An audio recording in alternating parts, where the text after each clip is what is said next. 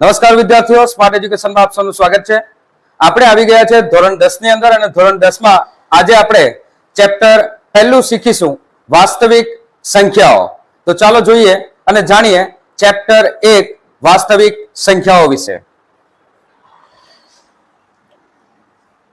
સૌથી પહેલા આપણે જાણીએ કે સ્ટાન્ડર્ડના જે વિદ્યાર્થીઓ છે તે અને જે બેઝિકના વિદ્યાર્થીઓ છે એમના માટે કેટલો ગુણભાર છે આ ચેપ્ટરમાંથી. તો સૌથી પહેલા આપણે જોઈએ તો બેઝિકના જે વિદ્યાર્થીઓ છે એમના માટે 2 માર્ક્સનું આ ચેપ્ટર છે. માત્ર 2 માર્ક્સનું જ આ ચેપ્ટરમાંથી પૂછાશે. એ પણ વિભાગ એ ની અંદરથી પૂછાશે. હેતુલક્ષી 2 માર્ક્સના પૂછાશે. હેતુલક્ષીમાં પણ એક ખાલી જગ્યા અને એક ખરા ખોટા તરીકે આ ચેપ્ટર પૂછાશે. હવે આપણે સ્ટાન્ડર્ડના જે વિદ્યાર્થીઓ છે સ્ટાન્ડર્ડ ગણિત માટે, તો એમના માટે જ ગુણભાર છે ટોટલ 4 માર્કનો ગુણભાર છે. ટોટલ કુલ 4 માર્કનું આ ચેપ્ટરમાંથી પૂછાશે. 4 માર્કના આ ગુણની અંદર હેતુલક્ષી જે છે એ 2 માર્ક્સનો આવશે, એટલે કે એક એમસીક્યુ અને એક વાક્યમાં એક જવાબ હશે. અને વિભાગ બી ની અંદર 2 ગુણ હશે, તેમાં 2 ગુણનો એક પ્રશ્ન એટલે 2 માર્ક્સનો એક દાખલો આ ચેપ્ટરમાંથી પૂછાશે. જે પણ વિદ્યાર્થીઓ ધોરણ 10 ની તૈયારી કરી રહ્યા છે તો બ્લુપ્રિન્ટ ની માહિતી મુજબ તૈયારી કરજો, 100% સારું રિઝલ્ટ આવશે. તો ચાલો જોઈએ હવે આપણે આ ચેપ્ટર. આપણા ચેપ્ટરનું નામ છે વાસ્તવિક સંખ્યાઓ. વાસ્તવિક સંખ્યાઓ. વાસ્તવિક સંખ્યાઓને અંગ્રેજીમાં આપણે કહીએ છીએ રિયલ નંબર્સ. તો સૌથી પહેલા આપણે એ સમજીએ કે વાસ્તવિક સંખ્યાઓ કોને કહેવાય. તો વાસ્તવિક સંખ્યાઓ એટલે સમય સંખ્યા. વાસ્તવિક સંખ્યા એટલે સમય સંખ્યા અને અસમય સંખ્યા બંને, કે જે સંખ્યાની અંદર વાસ્તવિક સંખ્યાઓ અને જે વાસ્તવિક સંખ્યાની અંદર સમય સંખ્યા અને અસમય સંખ્યા બંનેનો સમાવેશ થતો હોય તેવી સંખ્યાને આપણે વાસ્તવિક સંખ્યા કહીશું, રિયલ નંબર્સ કહીશું. તો જાણીએ કે સમય સંખ્યા અને અસમય સંખ્યાની અંદર શું આવે. બરાબર. તો સૌથી પહેલા આપણે સંખ્યા જ્ઞાન મેળવવું પડશે, જે આપણે 1 થી 9 ધોરણ સુધીમાં ધીમે ધીમે આપણે શીખ્યા છે. ધોરણ 9 માં પણ આ શીખી ગયા છે તમે, અને 8મા ધોરણમાં પણ તમે આ શીખી ગયા છે. તો સૌથી પહેલા જાણીએ કે પ્રાકૃતિક સંખ્યા. તો પ્રાકૃતિક સંખ્યા ક્યાંથી ચાલુ થાય? કોને ખબર છે? જેને ખબર હોય એ કમેન્ટ કરે. પ્રાકૃતિક સંખ્યા ક્યાંથી ચાલુ થશે? પ્રાકૃતિક સંખ્યા ચાલુ થશે 1 થી. તો 1, 2, 3 અનંત સુધીની જે સંખ્યાઓ છે એ સંખ્યાઓ એ પ્રાકૃતિક સંખ્યાઓ છે. ત્યારબાદ પૂર્ણ સંખ્યા. તો પૂર્ણ સંખ્યામાં શૂન્યનો પણ સમાવેશ થાય છે. પ્રાકૃતિક સંખ્યાની સાથે જો તમે શૂન્યનો સમાવેશ કરી દો તો એ બની જશે પૂર્ણ સંખ્યા. તો હોલ નંબર્સ, આને આપણે પ્રાકૃતિક સંખ્યા છે એને આપણે n વડે દર્શાવીએ છીએ. પૂર્ણ સંખ્યા એટલે કે હોલ, એને આપણે w વડે દર્શાવીએ છીએ. તે 0, 1, 2, 3 થી લઈને અનંત સુધી આવશે. ત્યારબાદ પૂર્ણાંક સંખ્યાઓ. પૂર્ણાંક સંખ્યાઓને કહેવાય છે ઇન્ટીજર્સ. પૂર્ણાંક સંખ્યાઓને કહેવાય છે ઇન્ટીજર્સ, અને એને z વડે દર્શાવાય છે. શાના વડે દર્શાવાય છે? z વડે. બરાબર. અને એની અંદર ઋણમાં પણ સંખ્યાઓ આવશે, એ પણ અનંત સુધી, અને શૂન્ય પણ આવશે, અને ધન સંખ્યા 1, 2, 3 એવી રીતે અનંત સુધીની સંખ્યાઓ એમાં સમાવેશ થશે. તો આ સંખ્યાઓનો સમાવેશ પણ સમય સંખ્યાની અંદર થશે.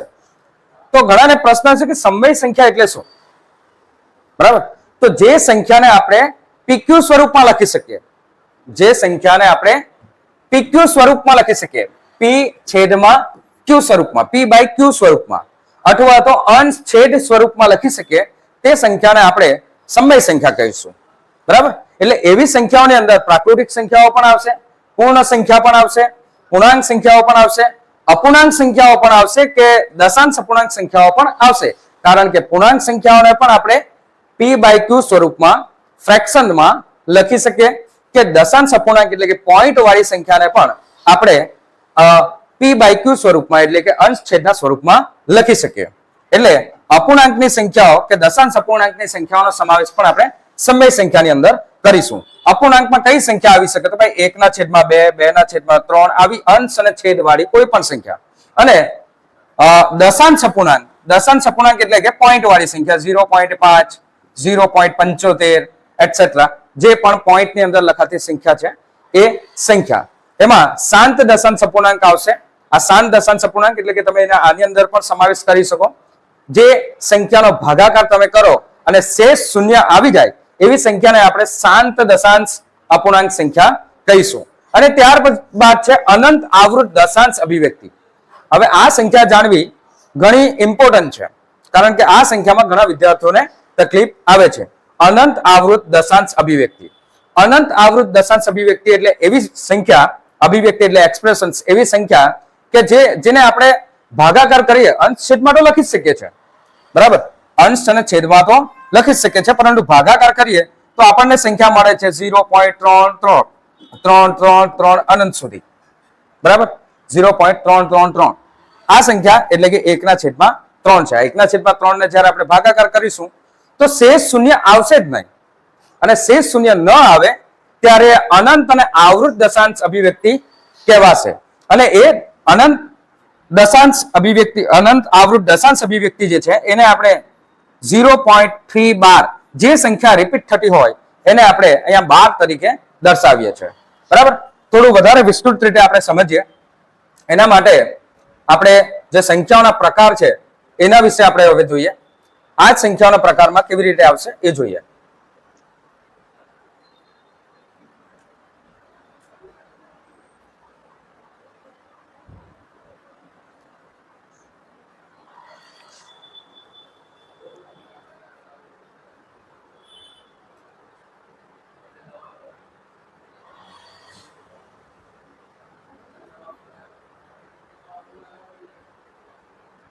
ઓકે, તો સૌથી પહેલા આપણે જોયું તેમ પ્રાકૃતિક સંખ્યાને આપણે નેચરલ નંબર્સ વડે દર્શાવીએ છીએ. n કહીએ છીએ. n માં 1 2 3 નો સમાવેશ થાય છે. અનંત સુધી આ સંખ્યા આવે છે. પ્રાકૃતિક સંખ્યાને n વડે દર્શાવે અને શૂન્યનો સમાવેશ થતો નથી. શૂન્યનો સમાવેશ એમાં થતો નથી. ત્યારબાદ પૂર્ણ સંખ્યા એટલે કે હોલ નંબર્સ, જેની અંદર શૂન્યનો સમાવેશ થાય છે અને અનંત સુધીની સંખ્યાઓ આવે છે, w વડે દર્શાવે છે, શૂન્યનો સમાવેશ થાય છે. ત્યારબાદ પૂર્ણાંક સંખ્યાઓને આપણે કહીએ છીએ ઇન્ટીજર્સ. ઇન્ટીજર્સ એટલે એવી સંખ્યા જેમાં નેગેટિવ પોઝિટિવ બંને આવે. જે નેગેટિવ છે એને આપણે z નેગેટિવ પણ કહી શકીએ અને આને z પ્લસ z પોઝિટિવ પણ કહી શકીએ. ઇન્ટીજર્સ જે પૂર્ણાંક સંખ્યાઓ છે, ધન પૂર્ણાંક સંખ્યા અને ઋણ પૂર્ણાંક સંખ્યા પણ આપણે કહી શકીએ. શૂન્યનો સમાવેશ થાય છે, z વડે પણ આપણે દર્શાવી શકીએ છે, બરાબર. ત્યારબાદ સમય સંખ્યા, જે આપણે અત્યારે જ ચર્ચા કરી કે વાસ્તવિક સંખ્યાની અંદર કઈ સંખ્યાનો સમાવેશ થાય, તો સમય સંખ્યા અને અસમય સંખ્યા બંનેનો સમાવેશ વાસ્તવિક સંખ્યાઓની અંદર થાય છે. તો સમય સંખ્યા એટલે કે રેશનલ નંબર્સ, અંગ્રેજીમાં આપણે એને રેશનલ નંબર્સ કહીએ છીએ. જે સંખ્યાને PQ સ્વરૂપમાં દર્શાવી શકાય, જે સંખ્યાને અંશ અને છેદના સ્વરૂપમાં દર્શાવી શકાય એવી બધી જ સંખ્યા એ સમય સંખ્યા કહેવાય. પરંતુ એક વસ્તુ આમાં ધ્યાન રાખવાનું છે કે Q નોટ ઇક્વલ ટુ 0, છેદ શૂન્ય ના હોવો જોઈએ, છેદ શૂન્ય હોવો જોઈએ નહીં, બરાબર. એટલે P અને Q એ અંશ અને છેદ છે અને પૂર્ણાંકો હોવા જોઈએ. અને P અને Q પૂર્ણાંકો હોય તો એ z માંથી આવે. આ ચિહ્નનું નિશાન છે, આ 9 જેવું નિશાન છે, એને કહેવાય બિલોંગ્સ ટુ. આવું નિશાન આવે એને કહેવાય બિલોંગ્સ ટુ. શું કહેવાય? Belongs to. બિલોંગ્સ ટુ નો મતલબ થાય એમાંથી આવે છે કે એમાં એનો સમાવેશ થાય છે, બરાબર. એટલે P અને Q બિલોંગ્સ ટુ z. તો P અને Q એ z માંથી આવે છે, z એટલે કે પૂર્ણાંક સંખ્યાઓમાંથી. પરંતુ એક વસ્તુ ધ્યાન રાખવાનું છે કે Q નોટ ઇક્વલ ટુ 0, છેદ શૂન્ય હોવો જોઈએ નહીં, છેદ શૂન્ય હોવો જોઈએ નહીં. સોરી. તો સમય સંખ્યાઓને Q એટલે કે કોશન્ટ વડે દર્શાવાય છે, જેને આપણે સામાન્ય ભાષામાં ભાગફળ એનું ગુજરાતી આપણે કહી શકીએ, પણ Q એટલે કે કોશન્ટ વડે આપણે દર્શાવીએ છીએ. બીજી કઈ સંખ્યાઓનો આપણે સમાવેશ સમય સંખ્યાની અંદર કરી શકીએ, તો આ બધી સંખ્યા એ સમય સંખ્યા જ છે. કોઈ સંખ્યાના છેદમાં તમે 1 લખી દો, કોઈ પણ સંખ્યા, જેમ કે પ્રાકૃતિક સંખ્યા છે કે પૂર્ણ સંખ્યા છે કે પછી પૂર્ણાંક સંખ્યા છે, એના છેદમાં આપણે 1 લખી દેશું તો એ અંશ અને છેદમાં સ્વરૂપમાં જ લખેલી ગણાય. એટલે એવી દરેક સંખ્યા પણ એ સમય સંખ્યા છે. ત્યારબાદ આપણે જો 3 નો ભાગાકાર 10 વડે કરીએ તો આપણને શાંત દશાંશ અપૂર્ણાંક મળે છે. સોરી, 0.3. તો આ પણ એવી સંખ્યા છે જેનો આપણે સમાવેશ સમય સંખ્યાની અંદર કરી શકીએ. ત્યારબાદ 1/7. જો તમે 1/7 નો ભાગાકાર કરશો તો તમને સંખ્યા મળશે 0.142857. પાછું એ સંખ્યા રિપીટ થતી હશે એટલે કે 142857 142857 એ સંખ્યા રિપીટ જ થયા કરશે એટલે એના ઉપર આપણે લખીશું 12. જે સંખ્યા રિપીટ થશે એના ઉપર આપણે લખીશું 12. તો આ રિપીટ થતી સંખ્યા પણ સમય સંખ્યા જ છે. બરાબર. એવી રીતે અનંત આવૃત દશાંશ અભિવ્યક્તિ જેની આપણે વાત કરતા હતા કે 0.33333 1/3 આપણે કરીએ તો અનંત સુધી આ સંખ્યાઓ આવે. તો અનંત સુધી જે સંખ્યા આવે એને આપણે 0.312 વડે દર્શાવી શકીએ. બરાબર. તો આવી દરેક સંખ્યાઓ સમય સંખ્યા છે. શું આ સમય સંખ્યા છે? શું આ સમય સંખ્યા છે? કમેન્ટ કરો. શું જવાબ આવશે? 0/1 સમય સંખ્યા છે? હા છે. 0/1 છે. કારણ કે 0/1 કરીશું 0/2 કરીશું તમને જે જવાબ મળશે એ શૂન્ય છે. એટલે શૂન્ય પણ સમય સંખ્યા જ છે કારણ કે એનો સમાવેશ પણ શૂન્ય સમય સંખ્યાઓમાં કરી શકાય. પરંતુ આ જે આપણે લખ્યું છે 1/0 કે 5/0 એ પદ અવ્યાખ્યાયિત છે અને અત્યાર સુધી આપણે આ પદને વ્યાખ્યાયિત કરી શક્યા નથી. એટલે આવી જો સંખ્યા આપણે છેદમાં જો શૂન્ય લખીએ તો એ વેલિડ ગણાતું નથી. બરાબર. એટલે છેદમાં આપણે શૂન્ય લખી શકતા નથી. એટલે આ સમય સંખ્યા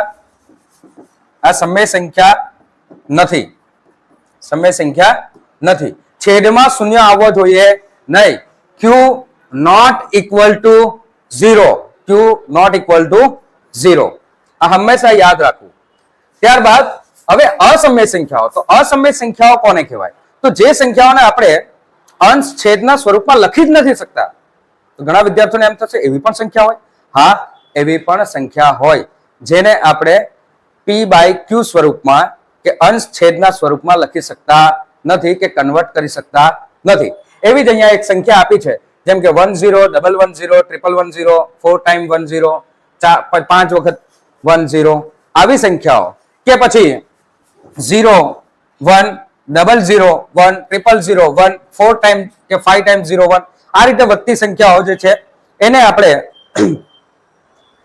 p/q સ્વરૂપમાં અંશ છેદ સ્વરૂપમાં દર્શાવી શકતા નથી.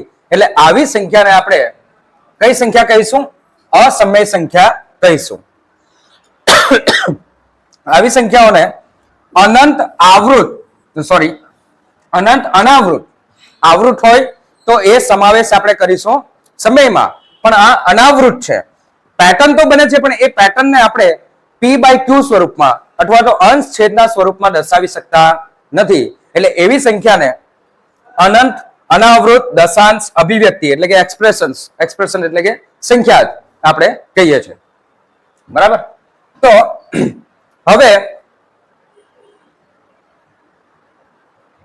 આગળ જોઈએ તો વિરોધી સંખ્યા કે પૂર્ણાંકો ઓપોઝિટ ઇન્ટીજર્સ.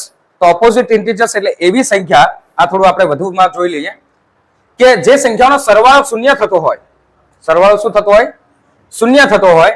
તો એ શૂન્ય થતી સંખ્યાને આપણે સરવાળો શૂન્ય થતો હોય એવી દરેક બે સંખ્યાને આપણે કહેશું એકબીજાને વિરોધી. જેમ કે 5 અને -5 6 અને -6 એવી અનેક સંખ્યાની જે જોડી બનાવશો એ જોડીને આપણે કહેશું વિરોધી સંખ્યા. ત્યારબાદ વ્યસ્ત પૂર્ણાંકો. તો વ્યસ્ત પૂર્ણાંકો એટલે જે પૂર્ણાંકોનો ગુણાકાર 1 થતો હોય. જે બે સંખ્યાઓનો ગુણાકાર કે પૂર્ણાંકોનો ગુણાકાર 1 થતો હોય એવી દરેક સંખ્યાને આપણે કહેશું એકબીજાની વ્યસ્ત. જેમ કે 2 અને 1/2. 2 અને 2 કટ કરી નાખો જવાબ શું આવશે? 1. એટલે 2 અને 1/2 આ દરેક સંખ્યા આવી દરેક સંખ્યા એ એકબીજાની વિરોધી સંખ્યા છે. જેમ કે 1/12 અને 12 ગુણાકાર કરશું જવાબ આવશે 1. એટલે આવી દરેક સંખ્યાને આપણે કહેશું એકબીજાની વ્યસ્ત સંખ્યા. ત્યારબાદ આપણે વાસ્તવિક સંખ્યા જે આજે આપણે શીખી રહ્યા છે એના વિશે આપણે ચર્ચા કરી રહ્યા છે કે અસમય સંખ્યા. તો અસમય સંખ્યાની અંદર આવશે અનંત અનાવૃત દશાંશ અભિવ્યક્તિ એટલે કે એવી સંખ્યા જેને આપણે અંશ છેદના સ્વરૂપમાં દર્શાવી શકતા નથી. બરાબર. બીજી પણ એવી સંખ્યા છે જેમ કે વર્ગમૂળમાં 2.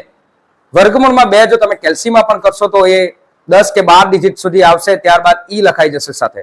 એટલે આ સંખ્યા જે છે એ પણ અનંત સુધી આવતી સંખ્યાઓ છે, પરંતુ એ જે અનંત સુધી આવતી સંખ્યાઓની કોઈ પેટર્ન એવી બનતી નથી જેના દ્વારા આપણે એને અંશ છેદના સ્વરૂપમાં ફેરવી શકીએ.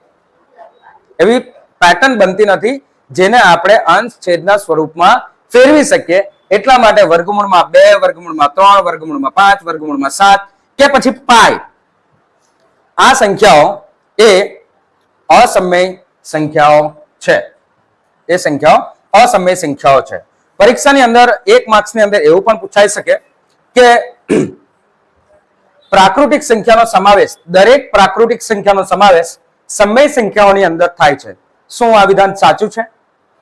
કમેન્ટ કરો. ફરીથી એકવાર બોલું છું. દરેક પ્રાકૃતિક સંખ્યાનો સમાવેશ સમય સંખ્યાની અંદર થાય છે. આ વિધાન સાચું છે? કમેન્ટ કરો. શું છે? સાચું છે? હા, આ વિધાન સાચું છે. દરેક પૂર્ણ સંખ્યાનો સમાવેશ સમય સંખ્યાની અંદર થાય છે. સાચું છે. દરેક પૂર્ણાંક સંખ્યાનો સમાવેશ સમય સંખ્યામાં થાય. સાચું. અપૂર્ણાંકનો પણ થાય, એ પણ સાચું. દશાંશ અપૂર્ણાંકોનો પણ થાય, જે અનંત, આવૃત હોય અને શાંત હોય, એ પણ સમય સંખ્યાઓમાં એનો સમાવેશ થાય છે. બરાબર. પછી દરેક પ્રાકૃતિક સંખ્યા છે, દરેક પ્રાકૃતિક સંખ્યા એનો સમાવેશ પૂર્ણ સંખ્યાની અંદર થઈ જાય છે, પરંતુ પૂર્ણ સંખ્યાનો સમાવેશ પ્રાકૃતિકમાં થતો નથી, કારણ કે શૂન્ય એ પ્રાકૃતિકમાં આવતું નથી. બરાબર. તો આ રીતે જે સંખ્યાઓ છે અને સંખ્યાઓના જે પ્રકાર છે એના વિશે માહિતી મેળવજો, કારણ કે આ માહિતી પરથી 1 માર્ક્સનો MCQ કે 1 માર્ક્સનો કોઈ પણ પ્રશ્ન નીકળી શકે છે. બરાબર. ચાલો જોઈએ આગળ. હવે આપણે અવિભાજ્ય તરફ જઈ રહ્યા છે, પરંતુ તે પહેલા આપણા મેઇન લેક્ચરની અંદર જોઈએ.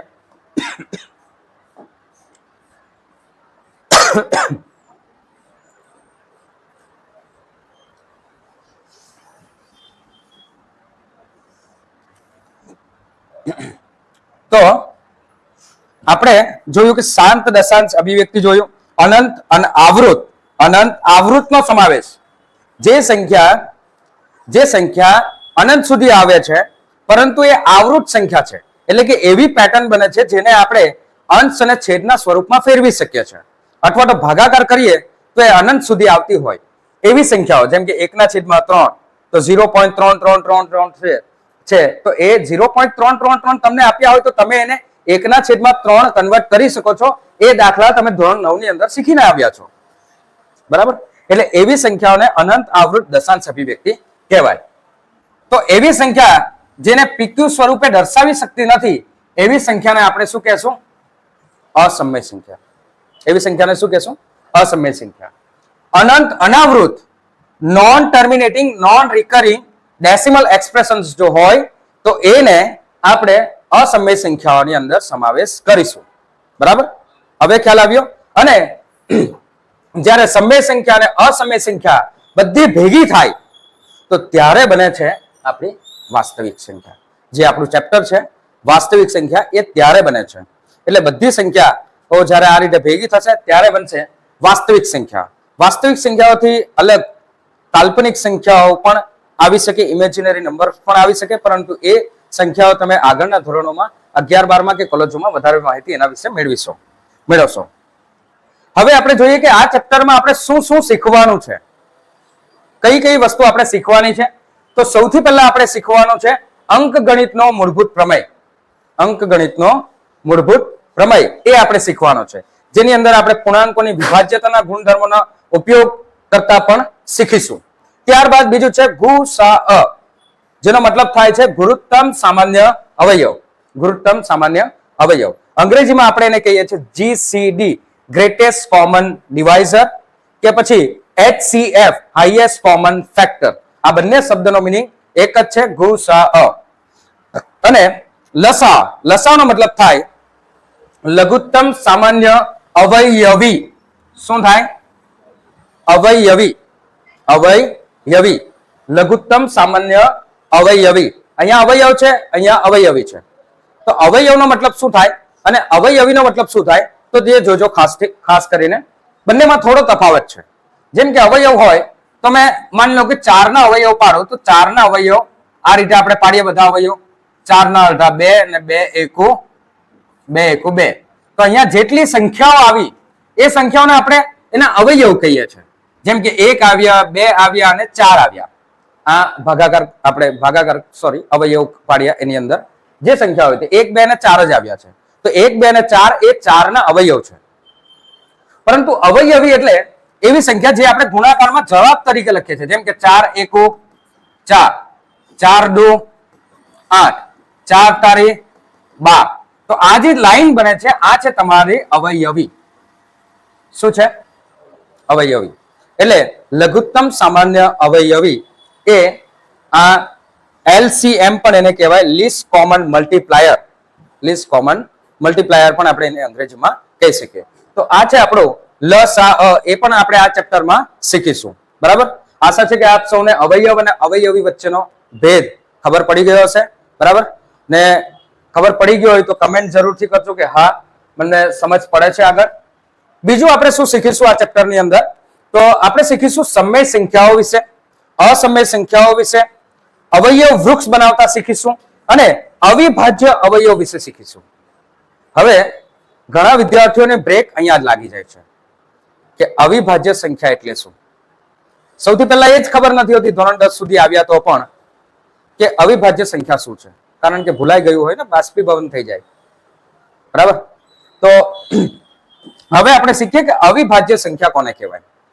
તો અવિભાજ્ય સંખ્યા અને વિભાજ્ય સંખ્યા એના વિશે આપણે સૌથી પહેલા જાણીએ કે વિભાજ્ય કે અવિભાજ્ય સંખ્યાઓ કોને કહેવાય. તો આપણે 1 થી શરૂઆત કરીએ. તો 1 એ આપણી એવી સંખ્યા છે જે તટસ્થ સંખ્યા છે અથવા તો વિશિષ્ટ સંખ્યા છે. કઈ સંખ્યા છે? એક વિશિષ્ટ સંખ્યા છે. એનો સમાવેશ બંનેમાં થાય એવું પણ આપણે કહી શકીએ. વિભાજ્ય અને અવિભાજ્ય બંનેમાં થાય એવું પણ કહી શકીએ, ન થાય એવું પણ કહી શકીએ. બરાબર? પરંતુ બંનેમાં તો આવે જ છે એટલે થાય છે એવું કહે તો પણ ચાલશે. પરંતુ એ વિશિષ્ટ સંખ્યા છે. બરાબર? ત્યારબાદ આપણે સંખ્યાને જોઈએ. એના 1 પછી આવે 2, 1 પછી આવે 2, 2 પછી આવે 3, 4, 5 અને 6. બરાબર? હવે આ બધાના અવયવ પાડતા આપણને આવડવું જોઈએ. બરાબર? ઘણાને વિભાજ્ય અને અવિભાજ્યમાં એવું છે કે ભાગાકાર કરે કે ભાગાકાર થાય તો એને વિભાજ્ય કહેવાય, અવિભાજ્ય કહેવાય. એટલે અર્ધ સત્ય જાણે છે. તો આપણે પૂર્ણ સત્ય એને જણાવવાનો પ્રયત્ન કરીએ કે ભાગાકાર થાય. આ વાત બરાબર છે પણ બરાબર એને સમજી લો. સૌથી પહેલા તો જેના અવયવ જોજો, 2 ના અવયવ કયા આવશે? 1 અને 2. 3 ના અવયવ કયા આવશે? 1 અને 3. 4 ના અવયવ કયા આવશે? 1, 2 દુ પણ 4 થાય ને, અને 4 એકુ પણ 4 થાય. તો અવયવ આવ્યા 1, 2 અને 4. 3 અવયવ આવ્યા. 5 ના અવયવ આવે 1 અને 5. જ્યારે 6 ના અવયવ આવે 1 ના ઘડિયામાં પણ 6 આવે, 2 ના ઘડિયામાં પણ 6 આવે, 3 ના ઘડિયામાં પણ 6 આવે અને 6 એકુ 6 ના ઘડિયામાં પણ 6 આવે. તો 6 ના અવયવ 1, 2, 3 અને 4 અવયવ છે. હવે ધ્યાનથી સમજો વિભાજ્ય અને અવિભાજ્ય વચ્ચેનો જે તફાવત છે. તો વિભાજ્ય એટલે એવી સંખ્યા જેના અવયવ 2 થી વધુ હોય. કેટલા હોય? 2 થી વધુ. તો જેના અવયવ 2 થી વધુ હોય એ વિભાજ્ય. 2 થી વધુ કયા કયા છે? 2 થી વધુ છે ને, શું કહેશું આપણે એને? વિભાજ્ય. શું કહેશું? વિભાજ્ય. બરાબર? તો આ વિભાજ્ય છે. બીજા 2 થી વધુ અવયવો કયા છે? તો આ 6 ના. આ સંખ્યા પણ કઈ છે? વિભાજ્ય. કઈ સંખ્યા છે? વિભાજ્ય સંખ્યા છે. હવે અવિભાજ્ય સંખ્યા કઈ છે? તો જેના માત્ર 2 જ અવયવ છે. 2 થી વધુ કોઈ છે જ નહીં. જેના માત્ર 2 જ અવયવ છે. 2 થી વધુ હશે તો એ વિભાજ્ય થઈ જશે. બરાબર? પણ 2 જ અવયવ હોય એ 2 માં પણ 1 એકડે 1, 1 સપ્તાહ માલિક 1. બરાબર? તો એ સપ્તાહ માલિક 1 વાળી જે સંખ્યા છે 1 બધા સાથે જ આવે છે. જોઈ લો તમે, વિભાજ્ય હોય કે અવિભાજ્ય હોય. તો એક અવયવ છે એ એકડે 1 અને બીજો અવયવ એ પોતે જાતે તે સંખ્યા જ હોય. તો આ માત્ર 2 જ અવયવ જો મળતા હોય તો એવી સંખ્યાને આપણે કઈ સંખ્યા કહીશું? અવિભાજ્ય સંખ્યા. કઈ સંખ્યા કહીશું? અવિભાજ્ય સંખ્યા. તો 2 અવિભાજ્ય સંખ્યા છે, 3 પણ અવિભાજ્ય સંખ્યા છે, 4 વિભાજ્ય છે, 5 કઈ સંખ્યા છે? અવિભાજ્ય છે. ત્યારબાદ કઈ કઈ સંખ્યાઓ વિભાજ્ય અને અવિભાજ્ય આવશે એ કમેન્ટ જરૂરથી કરજો. 1 થી 50 સુધીની કે પછી 1 થી 100 સુધીની સંખ્યાઓ જાતે જોજો કે કઈ સંખ્યા 1 થી 100 સુધીમાં વિભાજ્ય છે કે કઈ સંખ્યા અવિભાજ્ય છે. એ જરૂરથી જોજો. અવિભાજ્ય સંખ્યાઓ ખાસ યાદ રાખજો. 1 થી 100 સુધીની કઈ કઈ સંખ્યા આવશે એ કમેન્ટ જરૂરથી કરજો. બરાબર. તો હવે આપણે જાણી ગયા કે વિભાજ્ય અને અવિભાજ્ય સંખ્યાઓ કઈ છે. હવે અંકગણિતનો મૂળભૂત પ્રમેય જે આપણે આ ચેપ્ટરમાં શીખવાનો છે. બરાબર. અંકગણિતનો મૂળભૂત પ્રમેય જે અત્યારે આપણે આ વિડીયોમાં પણ શીખી રહ્યા છે. તો અંકગણિતનો મૂળભૂત પ્રમેય ડિટેલમાં નહીં પણ થોડો આપણે જોઈએ. એના દાખલાઓ વિશે પછી આપણે ચર્ચા કરીશું, પણ ઉપરનો ઓવરવ્યૂ જે કન્સેપ્ટ છે એ આપણે જોઈએ. તો અંકગણિતનો મૂળભૂત પ્રમેય શું કહે છે કે દરેક વિભાજ્ય સંખ્યાને કઈ સંખ્યાને વિભાજ્ય સંખ્યા. વિભાજ્ય સંખ્યા એટલે કેવી સંખ્યા? જેના અવયવ 2 થી વધારે હોય તો એવી દરેક સંખ્યા અવિભાજ્ય સંખ્યાઓના ગુણાકારના અનન્ય. હવે ઘણા વિદ્યાર્થીઓને અનન્યનો મતલબ એવું હોય કે અનંત, પણ એવો મતલબ નથી. અનન્યનો મતલબ થાય એક અને માત્ર એક જ, યુનિક, એક અને માત્ર એક જ, એકદમ અજોડ, અનન્ય રીતે દર્શાવી શકાય. પાછો એકવાર બોલું છું. દરેક વિભાજ્ય સંખ્યાને અવિભાજ્ય સંખ્યાઓના ગુણાકારના અનન્ય રીતે, ગુણાકારને અનન્ય રીતે એટલે કે એક જ રીતે દર્શાવી શકાય. એક જ રીતે દર્શાવી શકાય. જેમ કે 2 છે. કઈ સંખ્યા છે? 2. બરાબર. આ 2 તો અવિભાજ્ય સંખ્યા છે એટલે 2 જ અવયવ આવ્યા. 2 અવયવ આવ્યા. બરાબર. પરંતુ આપણે 4 ને દર્શાવવું હોય ગુણાકાર સ્વરૂપે તો 2 કઈ સંખ્યા છે? 2 કઈ સંખ્યા છે? અવિભાજ્ય. આ 2 પણ કઈ સંખ્યા છે? અવિભાજ્ય. અવિભાજ્ય અને અવિભાજ્યનો ગુણાકાર કરો, મળશે શું? વિભાજ્ય. શું મળશે? વિભાજ્ય. બરાબર. એવી રીતે 253. આપણને કદાચ એવું લાગે કે 253 એકી સંખ્યા છે, કદાચ અવિભાજ્ય હશે, પણ આ સંખ્યાઓ યાદ રાખજો ને આ સંખ્યાઓ બધી જે પણ મેં લીધી છે એ પાઠ્યપુસ્તકમાંથી જ લીધી છે. બરાબર. એટલે સ્ટાન્ડર્ડના વિદ્યાર્થીઓ તો ખાસ આવી સંખ્યાઓ મગજમાં બેસાડી દે કે યાદ રાખે, જેથી આવા પ્રશ્ન પૂછાય તો તમારે વિચારવું ના પડે. નહીં તો 253 વિશે વિચારશો કે ભાઈ અવિભાજ્ય આવે કે વિભાજ્ય આવે, તો અવિભાજ્ય આવશે, કારણ કે 11 અને 23 નો ગુણાકાર કરશો તો મળશે 253. હવે 11 કેવી સંખ્યા? અવિભાજ્ય. 23 કઈ સંખ્યા? અવિભાજ્ય. 2 અવિભાજ્ય સંખ્યાનો ગુણાકાર કર્યો, મળી કઈ સંખ્યા? 253, વિભાજ્ય સંખ્યા. બરાબર. એટલે જેટલી પણ તમે વિભાજ્ય સંખ્યા જોઈ લો, જેટલી પણ દુનિયાની જેટલી પણ અનંત સુધીની સંખ્યાઓ છે એ બધી સંખ્યાઓ જોઈ લો તો બધી સંખ્યાઓની અંદર એક પેટર્ન બનશે. જેમ કે અહીંયા 11 ને 23. હવે 11 ગુણ્યા 23 કરો કે 23 ગુણ્યા 11 કરો, યુ વિલ ગેટ 253. તમને મળશે 253. શું મળશે? 253.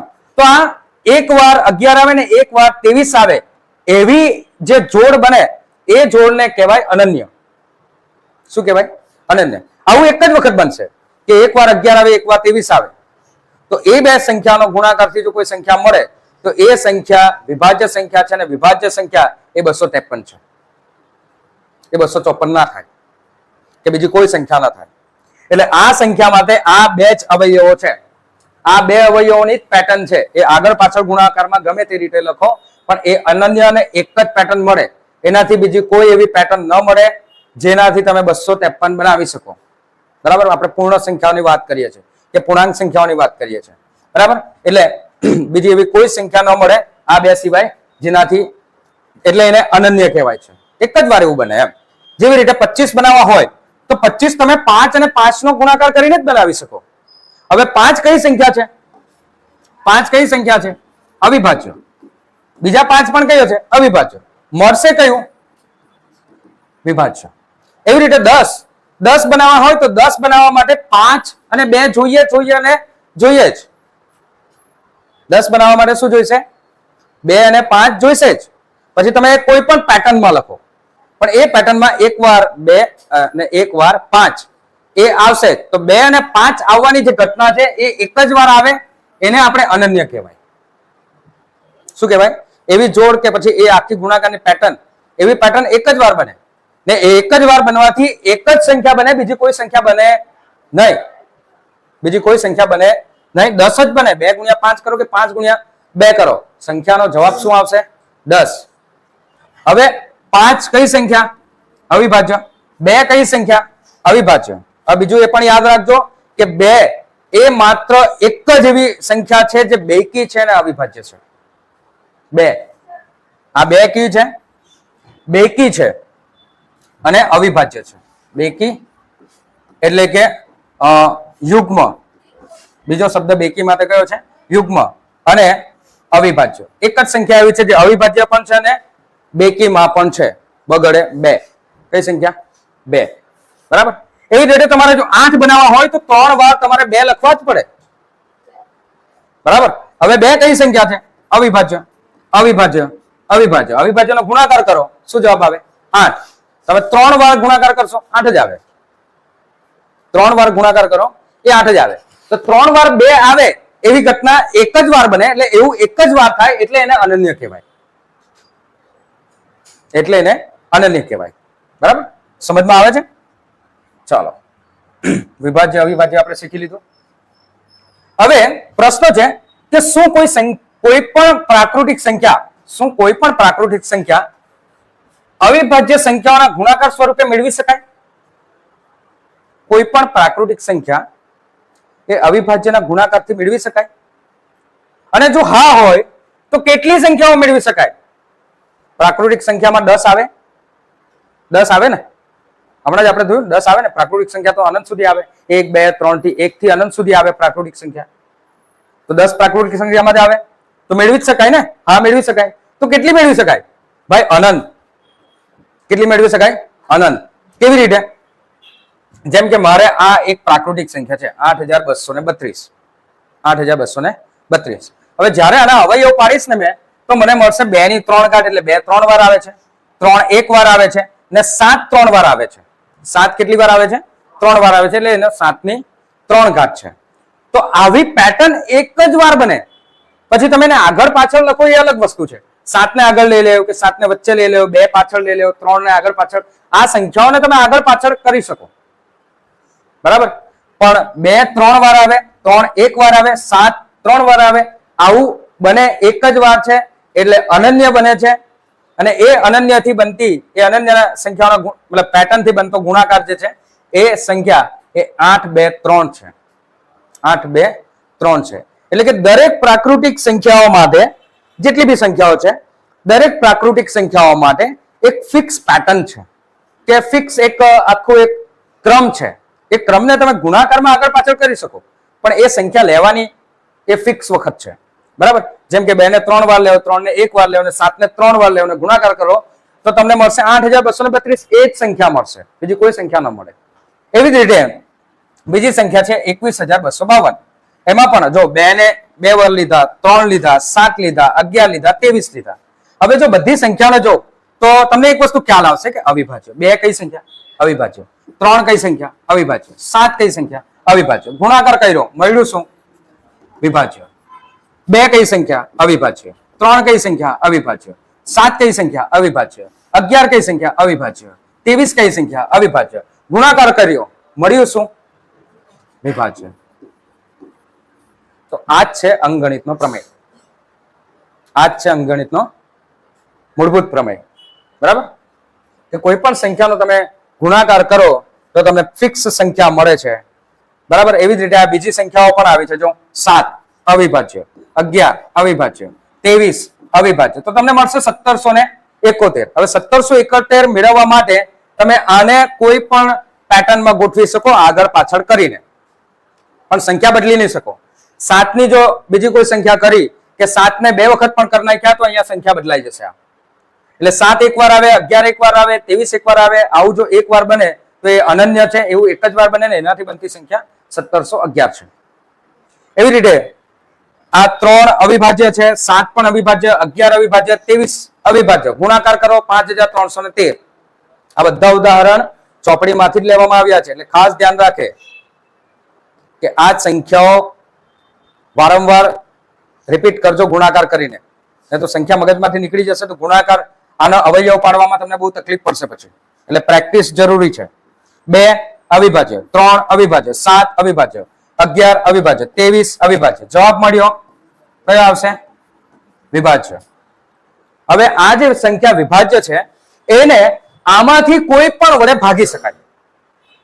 આ જેટલા અવયવ છે ને એ જેટલા બી અવયવ છે એ બધા માંથી કોઈ પણ એક અવયવથી એને ભાગી શકાય, એટલે પણ એને વિભાજ્ય સંખ્યા કહેવાય. બરાબર. હવે તમારે અહીંયા એક હોમવર્ક કરવાનું છે. 1000 ના અવિભાજ્ય અવયવ મને લખીને જણાવવાના છે. મને ખબર છે કે ઘણા વિદ્યાર્થીઓ હજુ પણ કદાચ થોડું ઘણું કન્ફ્યુઝન હશે, તો એ કન્ફ્યુઝન નેક્સ્ટ વિડીયોમાં જરૂરથી ક્લિયર થઈ જશે. પરંતુ તમારે આ હોમવર્ક કરવાનું છે. 1000 ના અવિભાજ્ય અવયવ પાડવાના છે. કયા અવયવ? અવિભાજ્ય અવયવ, વિભાજ્ય અવયવ નહીં. મને વિભાજ્ય અવયવ જોઈતા નથી. તો હવે નેક્સ્ટ વિડીયોમાં આપણે એ જોઈશું કે વિભાજ્ય અવયવ કેવી રીતના આવે, અને એના પછી આગળ એ વિડીયોમાં શું શીખવીશું એ પણ તમને એ વિડીયોમાં પહેલાથી જ જણાવી દઈશ. પણ આ હોમવર્ક કરશો તો જ તમને ખ્યાલ આવશે કે 1000 ના વિભાજ્ય અવયવ કયા ને અવિભાજ્ય અવયવ કયા. કારણ કે તમને આવડે છે અવયવ પાડતા. વિભાજ્ય કયા છે, અવિભાજ્ય કયા છે, એનો ભેદ હજુ પણ થોડું ઘણું કદાચ કન્ફ્યુઝન હશે, તો એ નેક્સ્ટ વિડીયોમાં ક્લિયર કરી લેશું. પણ આ વિડીયોથી પણ તમને શીખવાનું મળ્યું હશે કે અવિભાજ્ય અવયવ કયા કયા. તો કેટલા વિદ્યાર્થીઓ સાચો આનો જવાબ આપે છે એ આપણને નેક્સ્ટ વિડીયોમાં ખબર પડશે કે કોણ સાચું છે કોણ ખોટું છે. બરાબર. ને આ વિડીયોમાં જો તમે ચોક્કસ 100% ડિટેલમાં સમજ્યા હશે, ધ્યાન આપ્યું હશે, તો ચોક્કસ તમને અવિભાજ્ય અવયવ આવડી જ ગયા હશે. બરાબર. તો અહીંયા આપણો આજનો આ લેક્ચર અને ચેપ્ટર 1 ની શરૂઆત આપણે અહીંયાથી કરી છે. નેક્સ્ટ વિડીયોમાં આપણે આ ચેપ્ટરનો બીજો એક વિડીયો જોઈશું, જેમાં આપણે ડિટેલથી બીજા બધા ટોપિકો વિશે ચર્ચા કરીશું જે ચેપ્ટરમાં આપણે શીખવાના છે. બરાબર. તો ત્યાં સુધી લાઈક કરો, શેર કરો, સબસ્ક્રાઇબ કરતા રહો, અને સાથે સાથે અમારું આ ઇન્સ્ટાગ્રામ પેજ છે અને ફેસબુક નું પણ પેજ છે, તો એના ઉપર પણ તમે લાઈક કરતા રહો, ફોલો કરતા રહો, અને યુટ્યુબ ચેનલને પણ સબસ્ક્રાઇબ કરો, શેર કરો તમારા મિત્રોને કે ચેપ્ટર ચાલુ થઈ ગયા છે, ધોરણ 10 ના ક્લાસ ચાલુ થઈ ગયા છે. જણાવતા રહો. આભાર. Thank you.